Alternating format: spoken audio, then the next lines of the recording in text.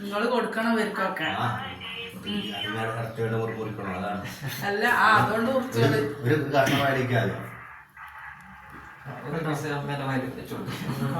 എന്നിട്ട് ഓർക്കും കാണുന്നില്ലേ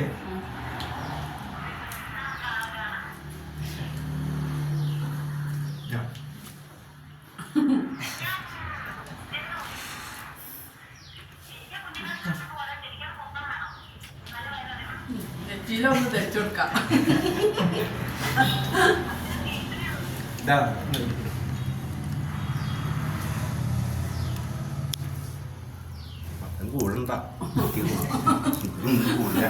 ഷുഗർ കൂടുതലാ